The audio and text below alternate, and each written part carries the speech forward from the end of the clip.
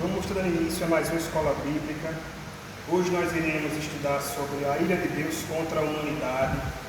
Quem iria trazer a lição dessa noite seria nosso irmão Demburgo, mas infelizmente ele está doente e não pôde se fazer presente conosco nessa noite. Então vamos iniciar com uma oração. O nosso texto devocional se encontra lá em Efésios, no capítulo 2, o versículo 3. E o texto que iremos estudar hoje se encontra em Romanos, capítulo 1, dos versos 18 a 32, tá certo? Vamos iniciar com a oração, logo após estarei trazendo o estudo. Nosso irmão Marcos, em oração. Querido Deus e nosso Pai, estamos aqui, Senhor, na tua casa mais uma vez, dessa vez, Deus, para aprender da tua palavra. Ó Deus, Filho, Deus da tua graça, o teu agir do teu Espírito, nos dando, Deus, uma mente aberta para que venhamos compreender, Senhor, os ensinamentos das Escrituras, e por meio delas, Senhor, sabemos que temos a direção de nossas vidas, e assim, Deus, que agradecemos por mais um dia, Senhor Deus, mais um dia, Senhor, que o Senhor nos concede em paz, tranquilidade, a nossa coração, a nossa família, Senhor, creio que aqui representada a tua igreja, Senhor Deus, recebido mesmo da tua parte, Senhor, desta noite, viemos glorificar e exaltar o teu nome, pedindo, Senhor, para aqueles que, ó Deus, ainda vem o caminho, para aqueles, ó Deus, que estão, Deus, enfermos, com possibilidade de subir a tua casa nesta noite. Ó Deus, rogando para que o Senhor Jesus Cristo possa, ó Deus, alcançar o coração de todos. Ó Deus, e pedindo também, ó Deus, que o Senhor venha abençoar, ó Deus, todo esse departamento de escola bíblica, na direção, ó Deus, do nosso irmão que está à frente desse trabalho. Deus, professores que estão vai em cada das suas salas para instruir, Deus, os alunos nesta noite. Eu creio que o Senhor vai falar profundamente do nosso coração. Muito obrigado.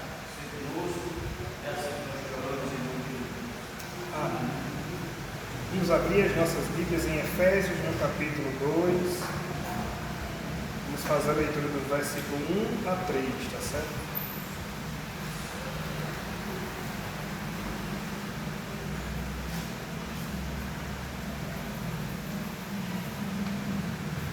Efésios, capítulo 2, os versos de 1 a 3. Diz o seguinte: Ele nos deu vida, estando vós mortos nos vossos delitos e pecados, nos quais andastes outrora, segundo o curso deste mundo, segundo o príncipe da potestade do ar, do espírito que agora atua nos filhos da desobediência, entre os quais também nós andamos outrora, segundo as inclinações da nossa carne, fazendo a vontade da carne e dos pensamentos, e éramos, por natureza, filhos da ira, como também os demais. Mas Deus, sendo rico em misericórdia, por causa do grande amor com que nos amou, e estando nós mortos em nossos delitos, nos deu vida juntamente com Cristo. Pela graça sois salvos, e juntamente com Ele nos ressuscitou e nos fez assentar nos lugares celestiais em Cristo Jesus. Amém, meus irmãos? Pai, mais uma vez na Tua presença queremos Te rogar para que o Senhor venha continuar falando conosco, que a mensagem que seja transmitida nessa noite venha direto do Teu trono, Pai querido, que não seja apenas conhecimento humano, mas que venha de Ti, Pai querido. Abre as nossas mentes, não só para que possamos compreender, mas que possamos também viver a essência do Teu Evangelho, Pai querido. Graças Te dou por tudo. Amém e amém. Queridos, semana passada, nas últimas 2 semanas, estamos estudando o capítulo 1 de Romanos.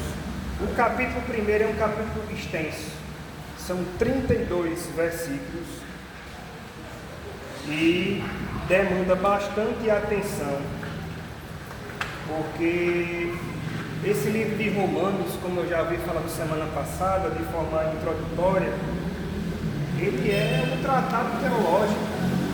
Você olha para o que Paulo escreveu nas demais cartas, ele traz muitos conselhos pastorais, conselhos para que as ovelhas obedeçam os pastores, que as ovelhas se desviem do mal, mas nessa carta específica, que foi escrita por Paulo quando ele se deslocava até a cidade de Jerusalém para levar as ofertas que foram angariadas com os irmãos, para que fosse destinado aos irmãos de Jerusalém. Então ele escreve essa carta aos romanos com esse intuito de apresentá-los a ele, ao Cristo ressurreto.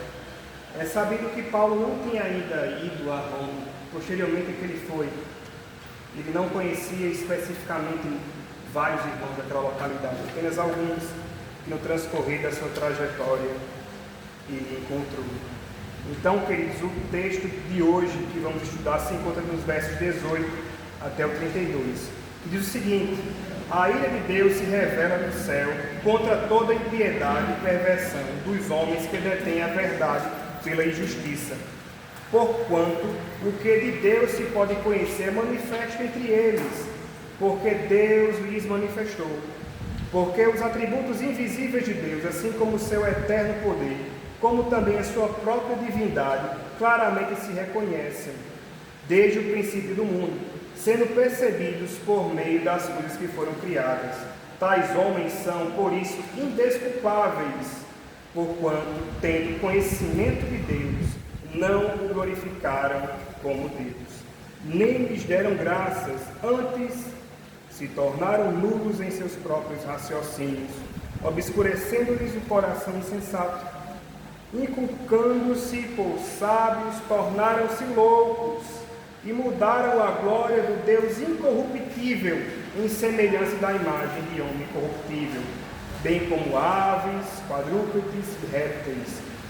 Por isso Deus entregou tais homens à imundícia, pelas concupiscências de seu próprio coração, para desonrarem o seu corpo entre si, pois eles mudaram a verdade de Deus em mentira, adorando e servindo a criatura em lugar do Criador, a qual é bendito eternamente. Amém. Por causa disso entregou Deus às paixões infames, porque até as mulheres mudaram o modo natural de suas relações íntimas por outro contrário à natureza. Semelhantemente os homens também, deixando o contato natural da mulher, se inflamaram mutuamente em sensualidade, cometendo torpeza, homens com homens, e recebendo em si mesmos a merecida punição de seu erro. Por haverem desprezado o conhecimento de Deus, o próprio Deus os entregou a uma disposição mental reprovável para praticarem inconvenientes, cheios de toda injustiça, malícia, avareza e maldade, possuídos de inveja, homicídio, contenda, dolo e malignidade, sendo difamadores, caluniadores, aborrecedores de Deus, insolentes, soberbos, presunçosos, inventores de males, desobedientes aos pais, insensatos, pérfidos, sem afeição natural e sem misericórdia. Ora, conhecendo eles a sentença de Deus e que são passíveis de morte, os quais tais coisas praticam, não somente as fazem, mas também aprovam os que assim procedem. Então, queridos, hoje nós iremos trabalhar sobre a ira de Deus contra a humanidade. A ira de Deus se revela do céu contra toda a impiedade e injustiça dos homens que suprimiram a verdade pela injustiça. O autor da lição ele diz que nós deveremos sair dessa noite aqui sabendo e entendendo que a nossa situação espiritual, a situação espiritual do homem sem Cristo é totalmente degradante, é passível de, a palavra é inferno, é passível de condenação eterna. E devemos sair também daqui sentindo e desejando apresentar o Cristo aos que estão nas trevas. Também devemos pregar com a própria vida por meio dos bons exemplos e do caráter cristão. O Evangelho da graça e da libertação aos cativos pelo pecado. Algo que tem sido sonegado dentro do meio evangélico, que é muitas vezes apresentar a Cristo àqueles que estão padecendo. Quantas e quantas vezes negligenciamos o evangelismo? Quantas e quantas vezes negligenciamos a oportunidade de falar de Cristo para alguém? Queridos, no momento que tivermos a oportunidade de falar do Reino de Deus, podemos falar.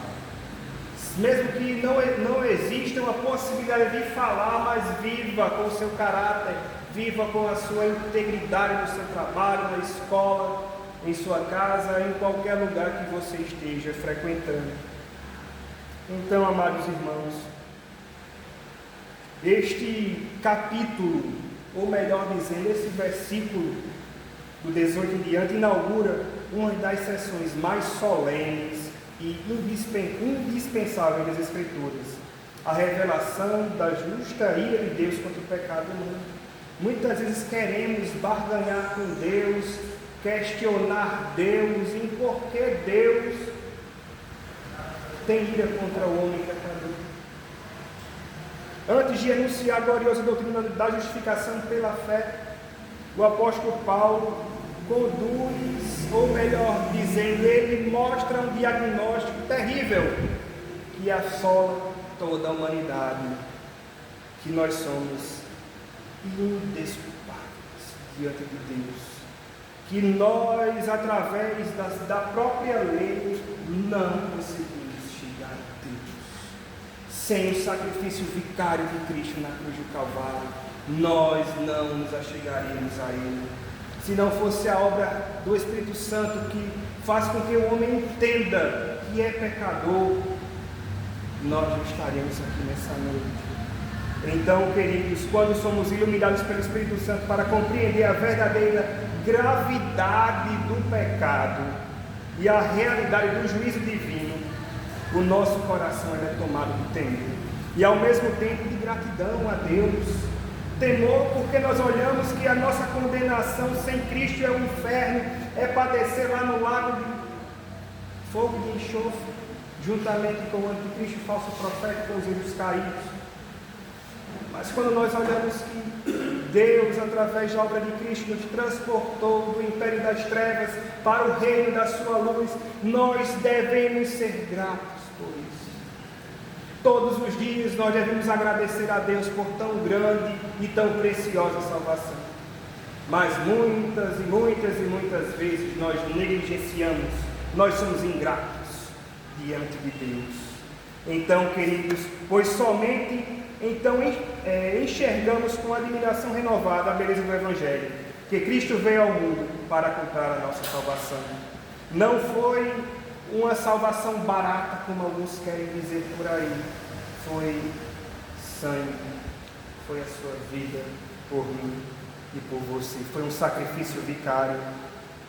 Lendo essa lição, que eu comecei a ler essa lição, acho que segunda-feira, fazendo alguns pontos e alguns paralelos, que eu estava lendo a lição não para trazer a lição a vocês, mas para facilitar no transcorrer da semana a compreensão do que o professor iria ministrar na sala de aula.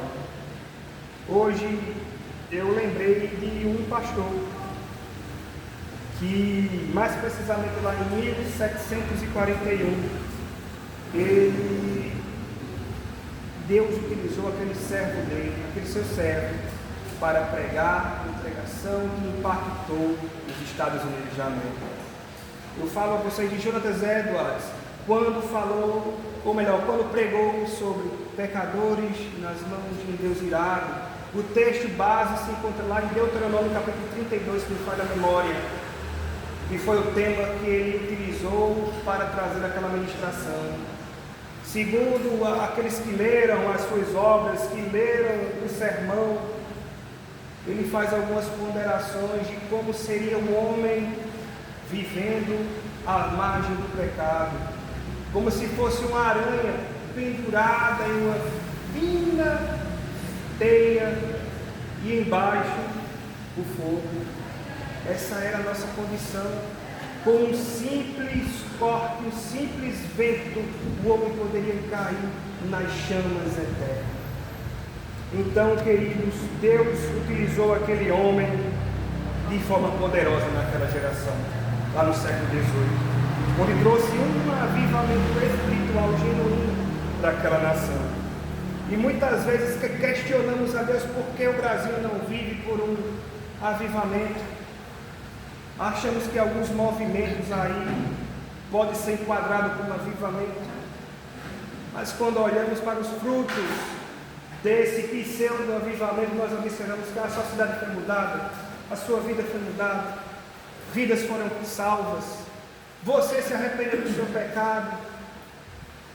Quando olhamos, ligamos a nossa televisão, nós olhamos grandes cultos com multidões de pessoas, eventos gigantescos, onde no púlpito tem 200 pastores, 200 cantores, e onde ficam esses homens fazendo o quê?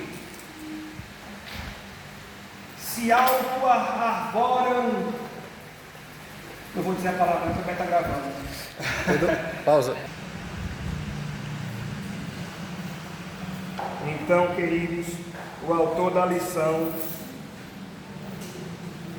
ele diz que o seguinte: em Romanos, no capítulo 1, nos versos 18 e 32, Paulo expõe a revelação da ira de Deus sobre a pecaminosidade humana. Ele faz um diagnóstico radical da humanidade, descrevendo a verdadeira dimensão da perdição, e explica a tese exposta sobre a justiça de Deus nos versículos 16 e 17.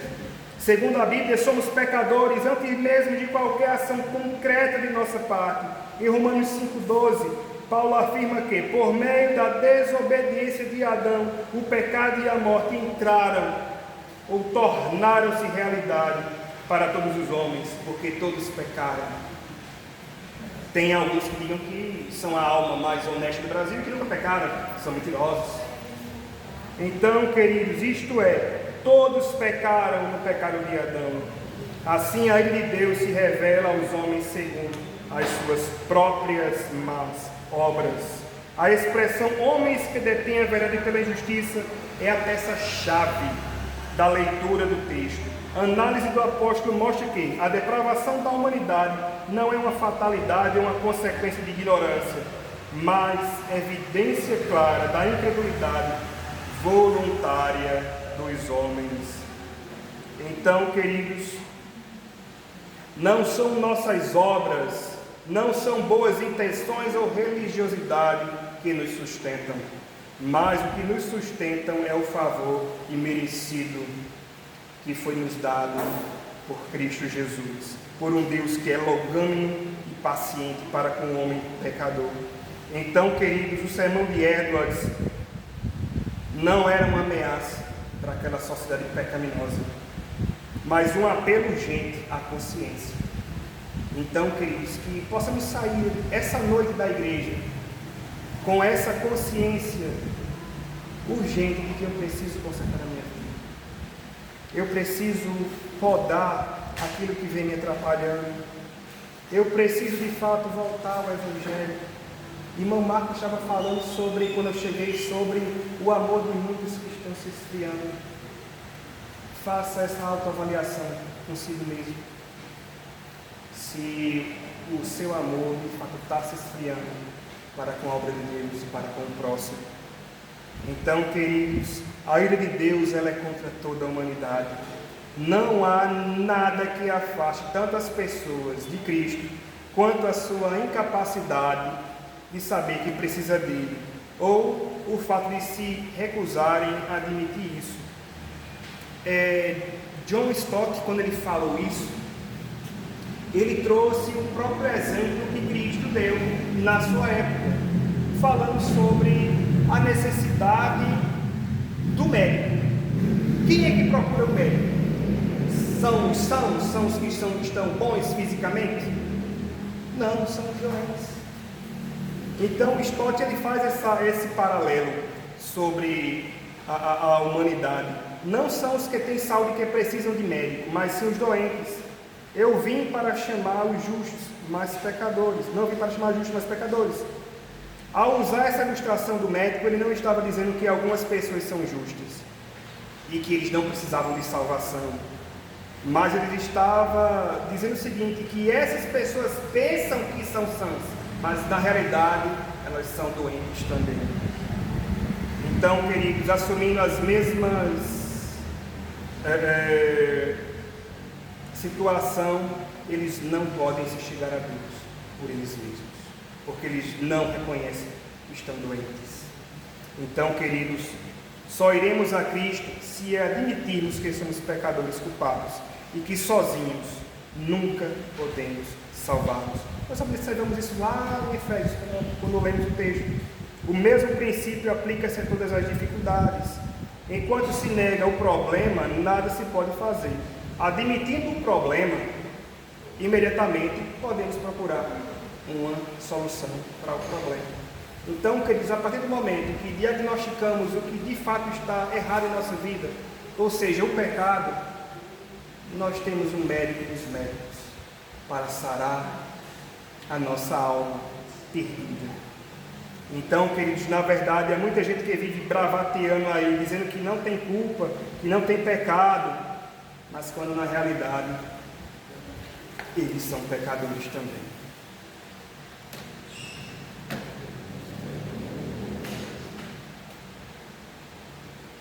E outra coisa muito séria, o médico sério, ele não deixa o paciente morrer à míngua, mesmo ele sem querer o tratamento. A mesma coisa foi o que Deus fez conosco. Quando nós estávamos mortos em nossos delitos e pecados, Jesus Cristo, desde a eternidade, já tinha um propósito para as nossas vidas, que era nos resgatar. Mesmo sabendo que a nossa condição miserável nos levava ao inferno, aprove a Deus na eternidade chamar cada um de nós.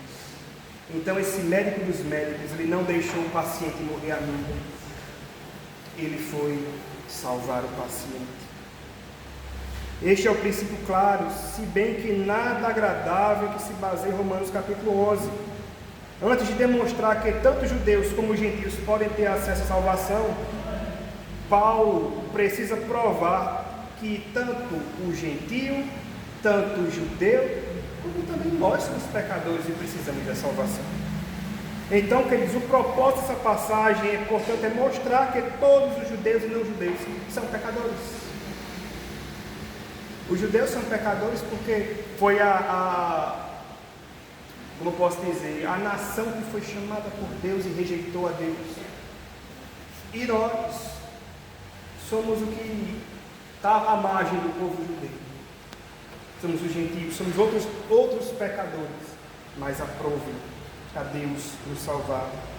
Paulo ele apresenta evidências a fim de provar que a nossa culpa, e assegurar a nossa convicção. Todos os homens e todas as mulheres, todos, sem exceção, são culpados, indesculpáveis perante Deus. Eles já se encontram sob a ira divina e já estão condenados. Então, queridos, a questão é que a dura realidade apresentada pelo apóstolo Paulo é um pano de fundo para realçar a luz do Evangelho, que é todo o seu esplendor, constituindo também a base indispensável para a evangelização do mundo. Para demonstrar a universalidade do pecado do homem e da sua culpa, Paulo divide esse pessoal em algumas raças e menciona o pecado de cada uma delas. Em cada caso, em cada procedimento, Paulo diz, olha, o judeu errou por isso, o gentil errou por isso. E Paulo vai estabelecendo as diretrizes. Então, a seguir, confronta-os com um fato constrangedor. Eles não estão vivendo de acordo com essa consciência do conhecimento de Deus. Pelo contrário, ignoram deliberadamente a Deus, contradizendo-se até pelo fato de continuarem vivendo em impiedade. Então, queridos, Paulo divide esse povo em 3 partes. Ele retrata a sociedade gentílica, que é depravada em idolatria, imoralidade e comportamento antissocial. Segundo, ele se dirige aos críticos moralistas, que também poderiam englobar judeus, como também gentios. E também ele se volta para quem? Para os judeus, para o seu povo. Aquele povo que desobedeceu a Deus, que se acham melhor, são presunçosos, que se gabam pelo conhecimento da lei de Deus. Esse dia, semana passada, Cícero falou de um vídeo de um pastor e um judeu. Eu até vi um trechozinho desse vídeo e por ali já dá para ver a presunção total santidade do judeu, se achando o rei da cocada preta, se achando que ele pode se chegar a Deus e que Jesus não é o Cristo.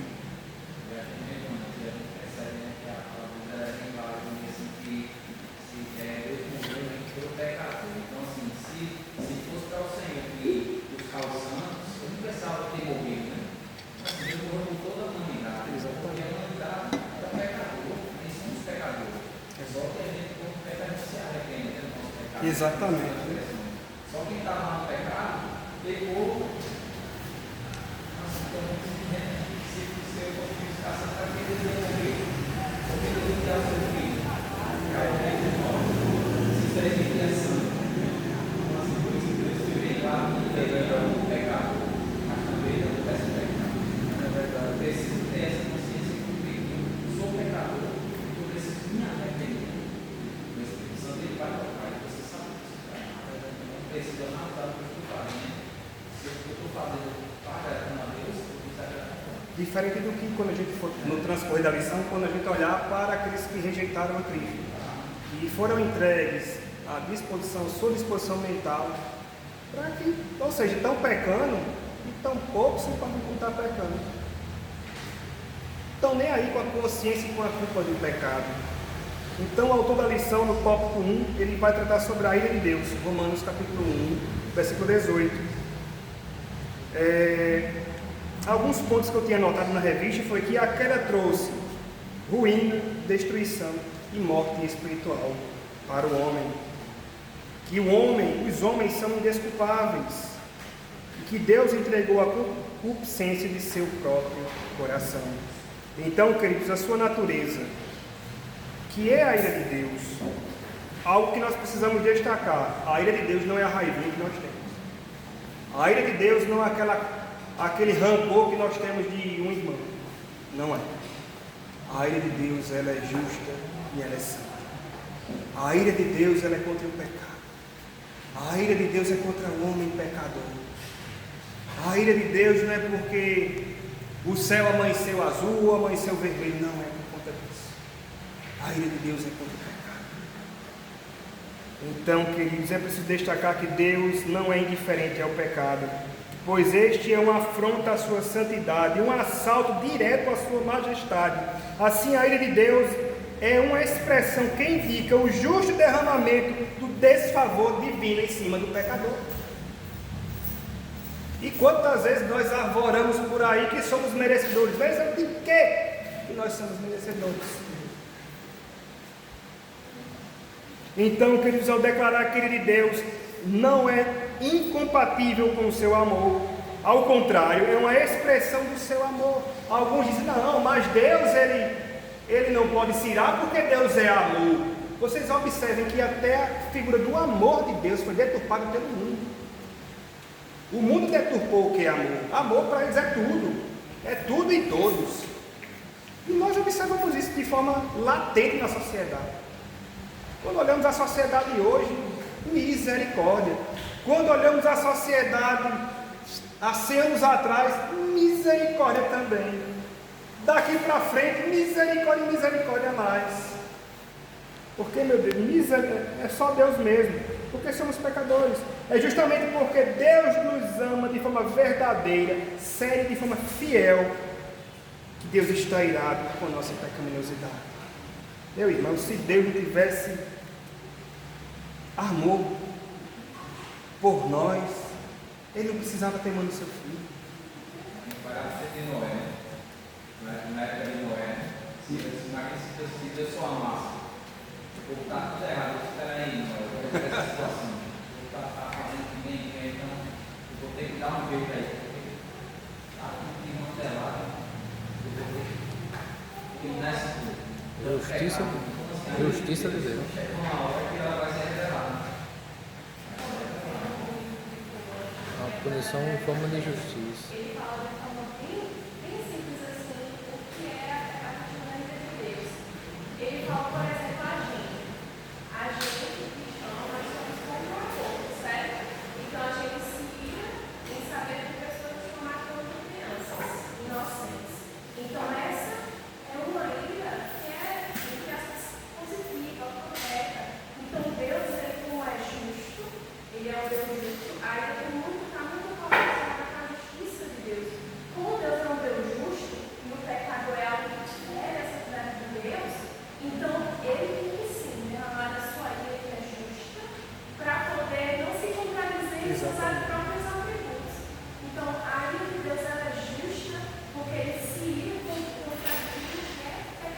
pecaminoso. que fere a sua justiça. Aí eu acho muito interessante como ele correlaciona com a nossa realidade, com o nosso contexto. Da ira, da maneira da maneira correta, em relação ao pecado, em relação ao que não é bom. Então a ira de Deus, ela é extremamente importante para fazer jus aos seus próprios atributos, como amor, justiça. A gente não pode ver os atributos de Deus como iníquos, né? Os atributos de Deus, eles são igualmente, são todos iguais, digamos, né? Não é mais amor e menos justiça, não é nem mais amor e menos ira. Deus é igualmente criado, amoroso, justo, santo.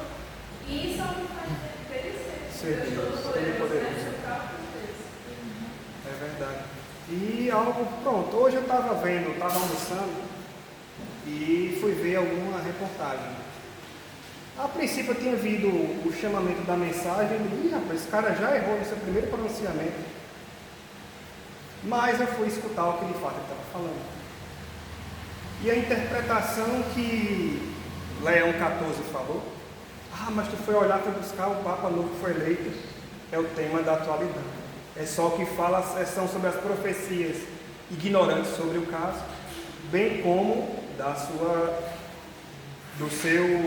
eleição. E algo que ele me falou foi interessante. E isso acontece em nosso meio. Qual a visão que nós temos de Jesus?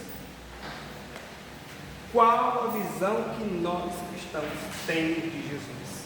Apenas um Deus super-homem? Apenas um Deus que é só amor, como Elisiane falou dos atributos de Deus? Ou quando nós olhamos e observamos Cristo como autor e consumador da nossa fé?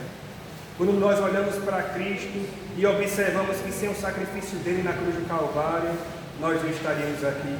Quando nós olhamos para Cristo, nós observamos a sua santidade, o seu amor, a sua glória, o seu poder, a sua soberania. Então, qual a visão que nós temos de Cristo? Um Deus amoroso que aceita todo e qualquer tipo de amor. Porque as canções que se são entoadas há de muito tempo falam de um amor que não é amor, de um amor carnal, de um amor, como Paulo fala, um amor que vai de encontro à própria instituição da família, à forma natural do homem e da mulher. Então, queridos, o pleno significado da ira de Deus não deve ser visto nas desgraças que acontecem a homens pecadores depois da história.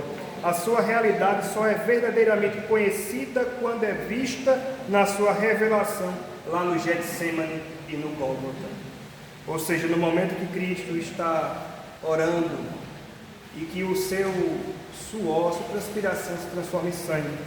E lá no Gólgota, quando tem um dos ápices da vida de Cristo, naquele momento ali, quando ele disse, tetelestai, tudo está consumado. Ele falou que tudo estava consumado, mas a obra redentora do Calvário ainda seria completa lá no domingo. Quando a morte não conseguiu se deter, quando a morte não teve forças para conter o Rei dos Reis, o Senhor dos Senhores, aquele que criou o universo em todo o seu esplendor e beleza, onde quando nós olhamos para o universo, nós observamos a magnitude do nosso Deus, e tem alguns que dizem, é fruto de geração espontânea, é fruto do acaso, ignorante, e nos chamam de ignorante por acreditar que Deus criou tudo isso. Então, queridos, John Stott nos ensina que a ira de Deus é quase totalmente diferente da raiva humana. Não significa que Deus perde a calma, fica uma fera, ou vira um ser malvado. Não, rancoroso ou vingativo. A ira de Deus é contra a hostilidade do pecado. A ira de Deus ela é santa. A sua recusa em tolerá-lo ou confrontar com ele o seu justo juízo contra o pecado. Então, queridos, a ira de Deus vai se revelar no futuro, quando ele voltar para consumar a história da humanidade. Então, queridos, O autor da lição ele pontuou o seguinte, no tópico 1, sobre a sua natureza. Segundo John MacArthur, não se trata de uma explosão impulsiva de raiva voltada de maneira caprichosa às pessoas das quais Deus não gosta. É a resposta certa e determinada de um justo juízo, de um Deus justo ao pecado. É algo completamente distinto da raiva humana. Seu objetivo, contra o que se revela a ira de Deus, contra a impiedade e perversão. Ação divina contra a falta de reverência e devoção a Ele. Ação divina contra a falta de conformidade com a lei dele. Hernandes e John Stott ele pontua que a impiedade é a rebelião contra Deus e a perversão é a rebelião contra o próximo. A causa da ira é a impiedade e a perversão humana. Fritz diz o seguinte, que a impiedade se refere ao relacionamento com Deus e a perversão ao relacionamento dos homens. Impiedade é a rebelião contra Deus e a perversão é a rebelião contra o próximo. A impiedade é aquela que quebra a primeira tábua da lei. E a perversão é que quebra a segunda tábua da lei. A impiedade respeita toda aquela perversão de natureza religiosa, ao passo que a perversão se refere àquilo que tem caráter moral. A primeira pode ser ilustrada pela idolatria e a última pela imoralidade. O alvo da ira de Deus é contra toda impiedade e perversão dos homens que detêm a verdade pela injustiça. Então, queridos, a culpabilidade dos gentios, eles são depravados em sua forma de viver. Stott, ele fez o seguinte esquema, eu achei interessante. Olha só, ele pontuou como se fosse um diálogo entre Paulo e eu e você. Paulo, não me envergonho do Evangelho. Versículo 16, a parte A. Aí eu pergunto a ele, por que não, Paulo? Paulo responde, porque é o poder de Deus para a salvação de todo aquele que crê. Mas como assim?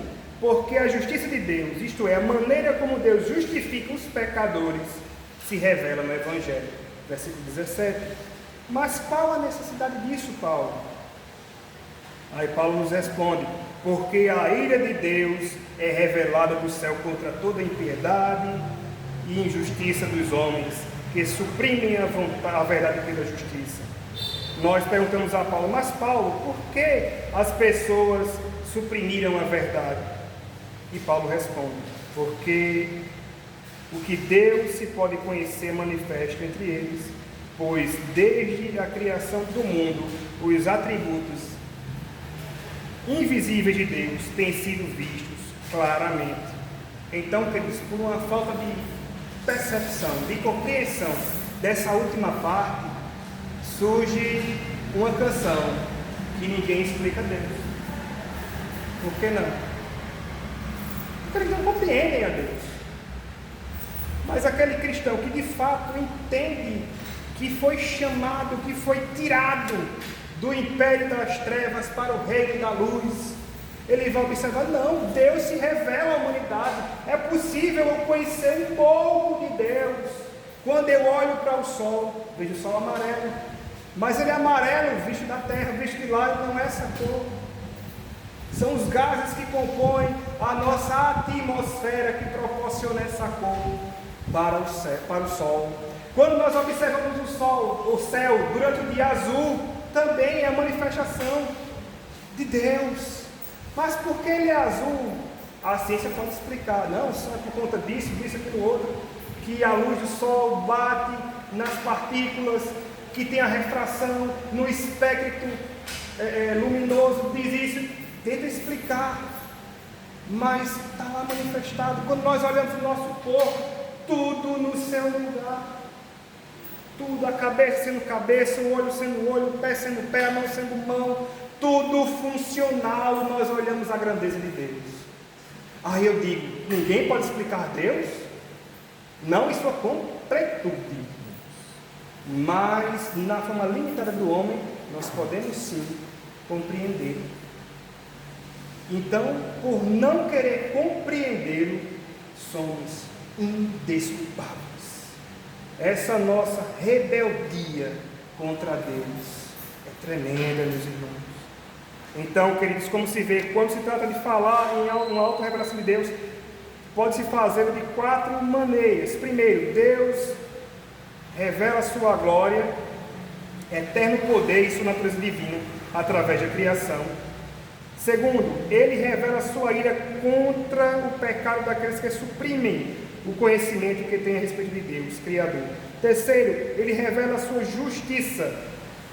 A justiça a justa forma pelo qual Deus justifica os pecadores diante dele no Evangelho. E quarto, Ele revela o seu poder nos crentes ao salvá-los. Então, meus irmãos, a queda não trouxe apenas arranhões à humanidade, mas ruína, destruição e morte espiritual. O homem não precisa apenas de cosméticos para fazer um retoque no seu rosto, para tentar melhorar a sua aparência. O homem precisa de Cristo. O que mais a sociedade clama? Uns pedem fim de guerras, outros pedem a cura de alguma enfermidade, outros pedem dinheiro, outros pedem um bom casamento, mas o que falta à humanidade é Cristo. Pode falar.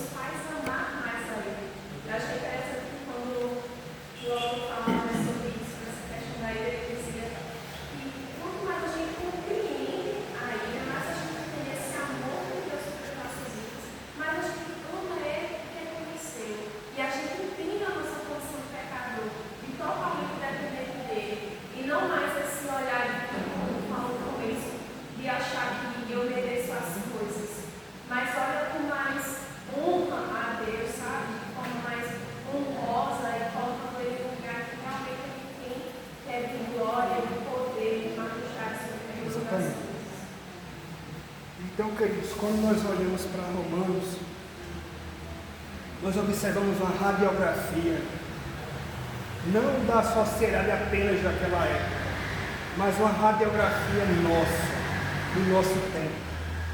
Olhamos o quão pecadores nós somos. Olhamos que precisamos da salvação.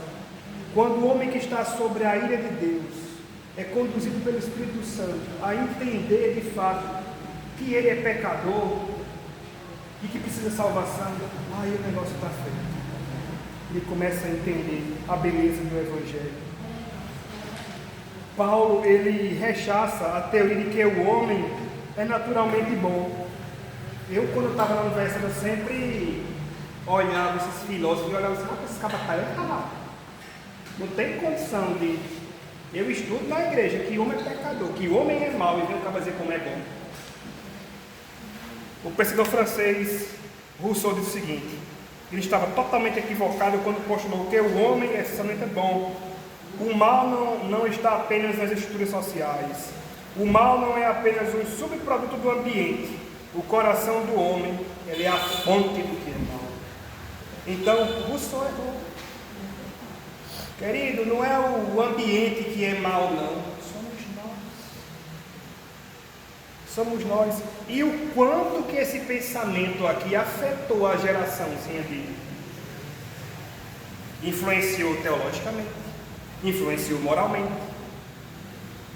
e vem se espalhando. O coração do homem é a fonte poluída da qual jorram os borbotões de toda sorte de sujeira e maldade.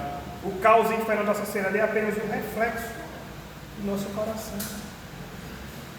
Temos políticos ruins, somos ruins também. Não só são eles não é só privilégio deles não, de serem ruins não.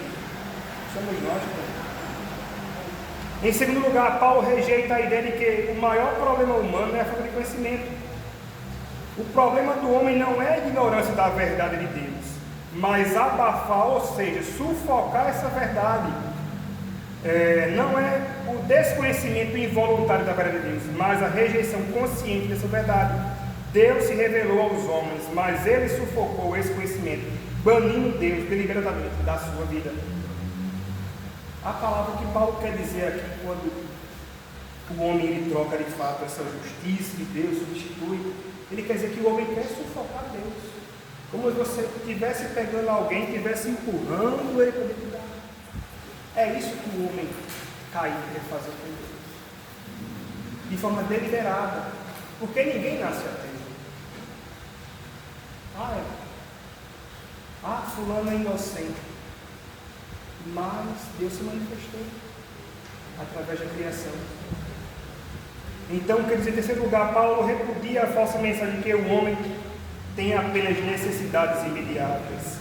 Paulo também rejeita uma evangelização que não trata do núcleo central, do problema central da raça humana, que se chama pecado. Floresce no Evangelho com mensagem focada em necessidades imediatas. Nós observamos hoje guris pregando, guris de 14 anos pregando, guris de 8 anos de idade pregando o que, meu Deus? Mas Deus falou. Sim, Deus falou lá com Josué. Mas você não vê Josué lendo lá o livro lá, abrindo a Bíblia, você não olha Josué já profetizando daquela idade dele. Você não olha Josué fazendo isso, aquilo outro, não. Se intitulando o sacerdote. Você não olha isso. Igrejas se tornaram-se divãs para que as pessoas possam estar expondo os seus problemas. Então, querido, a justiça da raça humana é de fato injustiça. Quando nós observamos algumas sentenças que são prolatadas por juízes, tribunais de justiça e cortes superiores de justiça, nós olhamos aquilo ali e olhamos, rapaz, o negócio está errado. Ou seja, mostra que a própria justiça humana ela é falha, tem limitações. Mas a justiça de Deus, ela não sofre limitações. Ela é justa e santa. Então, queridos, o ideal moral absoluto é a justiça de Deus, que só pode vir dele e ser revelado, ou feito conhecido somente por meio do Evangelho de Jesus Cristo. Nessa conformidade, Paulo traça um retrato vívido da justiça do mundo gentil, da injustiça, melhor dizendo, descrevendo a religião pagã, a moralidade pagã, sobre uma outra justiça de Deus que se revela. Está lá no novo comentário da Bíblia, página 1156. Então, queridos, de que forma provocaram a ira de Deus? O homem só pode conhecer a Deus porque ele se revelou. Observamos isso lá no verso 19. O homem tem a verdade porque Deus se revelou na natureza. Johnson destaca bem claramente o seguinte, que a criação é uma manifestação visível de Deus. A criação não é Deus, mas é uma manifestação da criação de Deus. As obras visíveis da criação de Deus manifestam suas perfeições invisíveis. Deus deixou sobre a sua obra criada impressões digitais. Quem gosta muito também de usar essa terminologia, Marcos Weber, era Adalto Lourenço também. De sua glória, que se manifesta a todos. Concluímos que Deus é soberano, uma vez que trouxe à existência as coisas que não existiam. O universo não é fruto de uma geração espontânea. O universo não nasceu, ou melhor, não se pariu a si mesmo. Ele foi criado, todo no seu devido lugar. Existem mais de 2.000 equações químicas, físicas, biológicas que são necessárias para a vida. Aí quando nós olhamos o nosso planeta, se ele fosse maior demais, iria afetar a duração do tempo, iria afetar a questão do calor, a questão do frio. Se a Lua não estivesse no devido localzinho que ela está, nós não teríamos as marés, não seria possível também contar a questão do nosso calendário, eu utilizo o calendário lunar. Se Júpiter não tivesse mais precisamente naquele cantinho que está, e não tivesse aquele tamanho tão grande que ele tem, qual seria a serventia dele? Ele está no devido lugar. Quantos e quantos detritos do espaço ele atrai para si devido à sua gravidade e evita com que esse material chegue na Terra? Ou seja, Deus já botou um escudo para proteger a humanidade já no céu. Quando nós olhamos a nossa galáxia que fazemos parte, moramos dentro dela, nós observamos a infinitude de estrelas que nós não conseguimos contar. Quando nós olhamos galáxias mais distantes, olhamos também aquela imensidão de estrelas, de planetas e tudo, e nós olhamos e dizemos o quê? Quão Deus é magnífico. Marcos Weber, ele diz que Deus, a expressão que ele usa, que Deus ele se revela na sua criação de forma grandiosa, para que o homem veja a exuberância da sua criação. Então, queridos, os céus proclamam a glória de Deus, o firmamento anuncia a obra das suas mãos. Lá no Salmo 19, versículo 1. John Stott diz o seguinte, que a revelação de Deus na criação é objetivo, visível, compreensível e constante.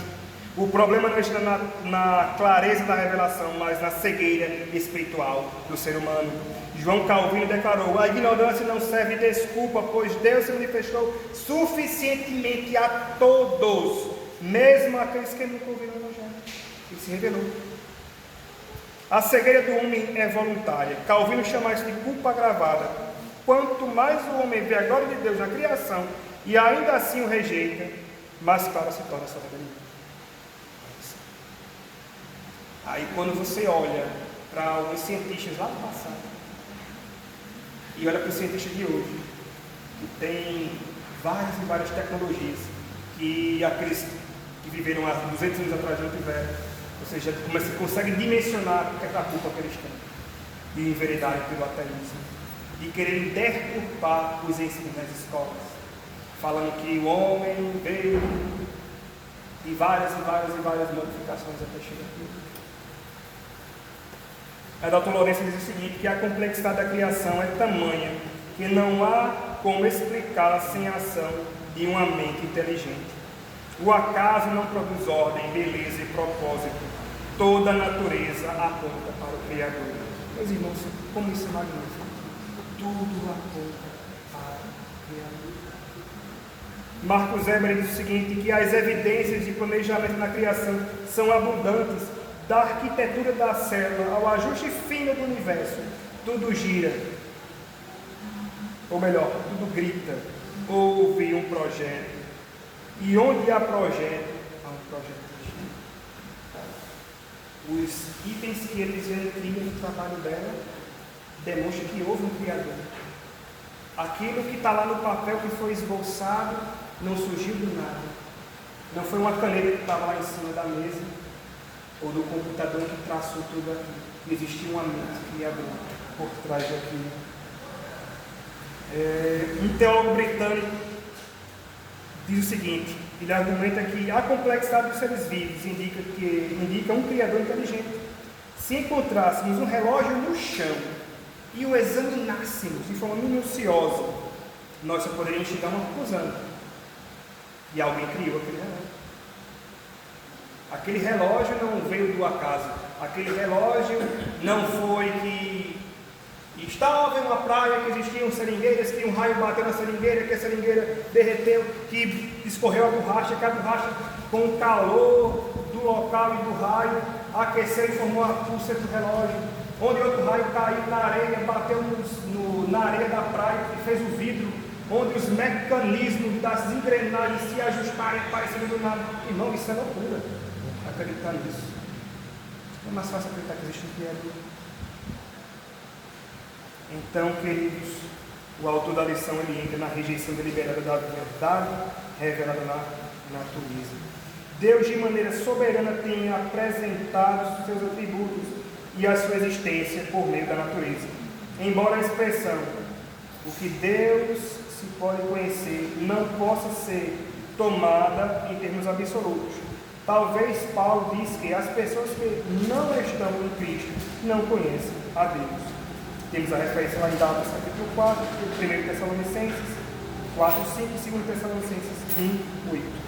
A revelação divina da natureza lança a luz suficiente ao homem a ponto de torná-lo indesculpável diante de Deus. A verdade sobre a revelação na criação é um tema central das Escrituras. Olhamos isso lá no Salmo 19, em Isaías 6, em Jó capítulo 42. Então, queridos, o problema do homem, como já foi observado, não é falta de conhecimento, porque Deus se revelou para ele. Esse conhecimento de entender a complexidade da criação não conduz o homem à salvação, porque a salvação é através do Evangelho, mas aponta que existe um Criador, que existe um Deus Supremo, que existe um ser que criou todas as coisas, que ele requer a minha e a sua adoração. Então, queridos, existem etapas no conhecimento de Deus e que essas fases de maneira alguma podem referir-se ao conhecimento pleno de Deus, que é usufruído por aqueles que foram reconciliados com Ele através de Cristo. Pois o que Paulo alega aqui é que, através da revelação geral, as pessoas podem vir a conhecer o poder de Deus, sua divindade e sua glória, não a sua graça salvadora em Cristo. Então, queridos, o autor continua que na perversão da verdade conhecida. Então, queridos, o ser humano ele deixa de glorificar a Deus por quem Deus é. Ele deixa de agradecer pelo que Ele fez. Glorificamos a Deus por quem Ele é e damos graças a Deus por aquilo que Ele fez. A criatura deixa de ser grata para ser ingrata. Quantas e quantas vezes somos ingratos? Em terceiro lugar, comportamento inconsequente. Em quarto lugar, mudaram a glória de Deus incorruptível em semelhança de imagem de homem corruptível, bem como de aves, pagãos e répteis. Em seu pensamento, os homens humanos reduzem Deus a pernas, depois a patas e finalmente a algo que possa rastejar. Olha só a degradação moral do homem. Então, o autor da lição nos ensina que Paulo chama a atenção para a rejeição que vinha ocorrendo, trocando o conhecimento de Deus pela idolatria. Idolatria significa perverter e deturpar a verdade. A Bíblia, o Deus da Bíblia é inimigo de todos os ídolos. Isso inclui qualquer implicação de possuir caráter absoluto divino, o que deve ser veementemente repudiado. Meus irmãos, nós olhamos alguns que se dizem cristãos. Nós observamos cada parido, cada dia do ano. Tem um santo, tem uma entidade que é devota, que você é devota. Alguns dizem, mas eu não idolatro aquela pessoa, aquele santo. Eu venero aquele santo. Meus irmãos, no momento que tu passa a pedir, para Joaquim, o que tu pode pedir a Deus, tu já está errado. Porque só existe um mediador entre Deus e os homens, que é Cristo Jesus. E Deus não viu, cara. Exatamente. A Bíblia diz até o teto que a briga é amaldiçoada. É amaldiçoado. Exatamente. Não é que só tem a só encontrar aquela figura. Eu já me deparei numa situação que cheguei para cumprir o mandado de busca. Quando eu abri o guarda-roupa lá do quarto, do alvo, eu olhei Deus. Então, queridos, para a gente poder ir para casa, essa punição divina dos idólatras possui alguns efeitos. Deus não deixa passar batido. Me deu um freio aí na hora, viu? Freou? Pode frear agora? Pode frear.